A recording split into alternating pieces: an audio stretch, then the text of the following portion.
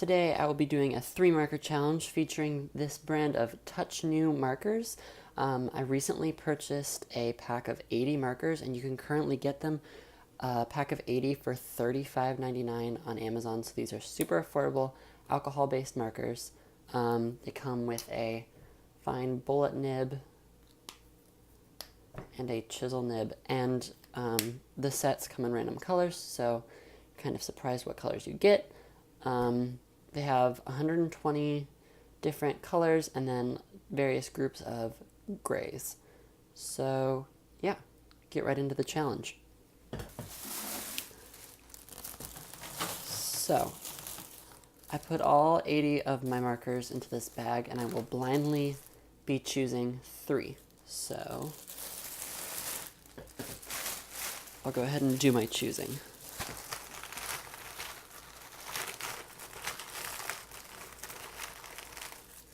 Okay, first marker we have here is the warm gray 0.5.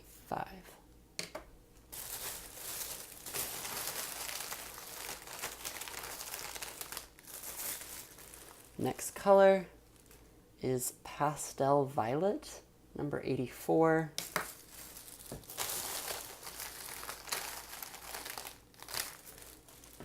And wine red, number 1. Okay, so those are the 3 markers we have picked. They're all kind of in a pinkish color, varying saturations, so I think this is going to be a really good set of colors. So now I'm just going to swatch these and get right into the drawing. Okay, so the warm gray 0.5 was actually so light I can't even see it on the paper. I don't think it's even registering on camera. So I randomly drew another color, and I got deep green number 52. So that'll be our new replacement marker, because that's just too light. I wouldn't be able to do anything with it. So these are all of the colors swatched out. So now on to the drawing. Okay, hello guys, and welcome to my channel. This is my first ever video, and I'm so excited to be starting on YouTube. Briefly about me, I'm a mixed media artist that works mostly in watercolor, and I have been doing art for probably about 10 years now. I really love the art making process, and I've always been interested in creating on top of creating pieces using watercolor and other mediums. I'm also very interested in photography, and I have a lot of photography videos planned. But time to talk about the challenge. The challenge in this video was the 3-marker challenge, and just a brief disclaimer about what I considered the rules for myself to be. 1, you could only use 3 markers for color purposes only. So if you were going to use any sources of color, it had to be from those 3 markers. I blindly chose those markers. I mixed all 80 in a bag and just chose. I didn't leave any out. I didn't look. I closed my eyes and I just grabbed 3. That warm gray one was too light. It wasn't an excuse just because I didn't like the color, but I actually couldn't see it on the paper. So I didn't feel like it was fair to use that. I thought it was way too limiting, and it would be a 2-marker challenge.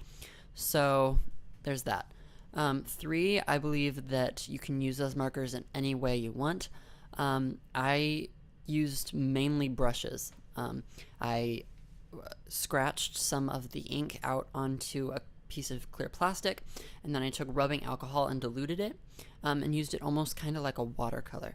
That's not against the rules. There's nothing that says you have to use the straight marker, so I used it how I wanted to, and that gave me a wider variety of colors and shades that I could use.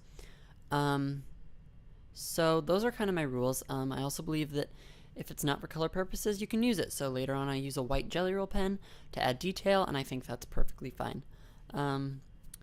So talking about the piece, this piece was done, this piece was an original. I spent a lot of time on this. I did a sketch of it in my sketchbook, and then I transferred it onto a piece of marker paper with some microns, so that's what I did for my fine lining. a brief note, I put this on some marker paper because I thought I am doing a 3 marker challenge, why not use marker paper? The marker paper did kind of skew the results of what I thought of the markers, because as you can see, I'm painting the hair right now. It was so streaky, and later on I was gonna do the circle background in just straight marker. I was going in there to scribble it in, and it got so streaky, and so I couldn't control it at all. It was just complete streaks, so I actually had to go in and with the rubbing alcohol and do some texture things to the background because it just did not look good at all. And so for that reason, this piece isn't as good of a representation of what the markers can do. But in the end, I did like how this piece turned out. If I had to do anything over again, it'd be the hair. I did not like how the hair turned out just because I tried to brush it out, and there was too much texture in it just because the paper was poor quality. So I will definitely be using something like printer cardstock in the future. I've used printer cardstock before with these markers, and it works really well. So that's also another thing I want to talk about is the markers themselves, because this video also served as a review. I bought an 80 count of these, which I think is the most you can buy at once in a single pack, and it was $35.99 on Amazon, and that's the current price of them as of now. So if you want to go purchase them, I'd highly recommend them, especially if you're a beginner alcohol marker user. If you really want to get into that medium, I would definitely suggest buying these before you switch to something like Copics and start trying to use them. So my opinion of them, I really like them. They blend really nicely if the colors are similar.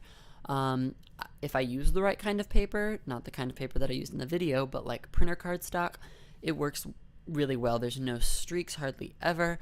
Something I did have a problem with when I first got them, one of them had discoloration, so when I used it, it was yellow and it had like streaks of orange in it.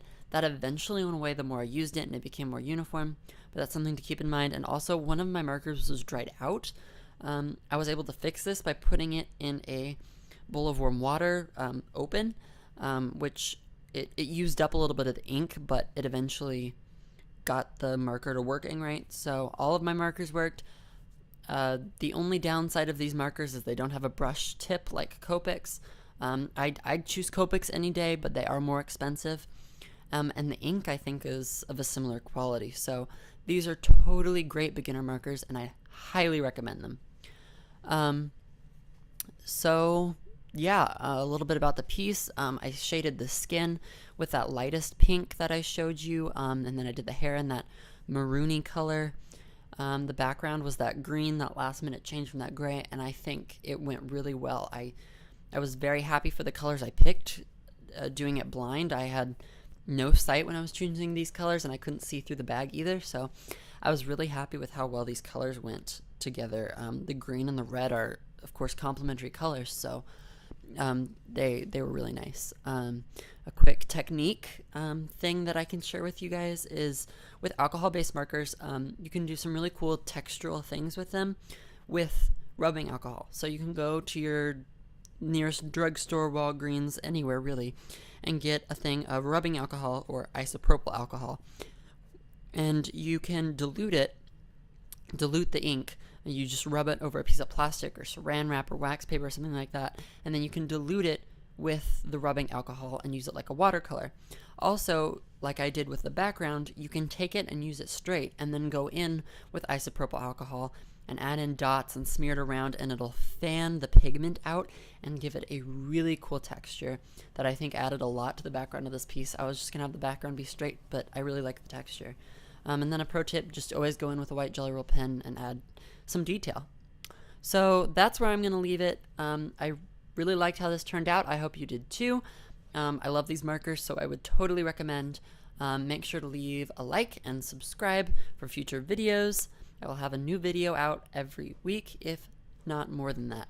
So leave any comments if you have any suggestions for future videos. I'm very open, and I'll see you guys next time. Bye.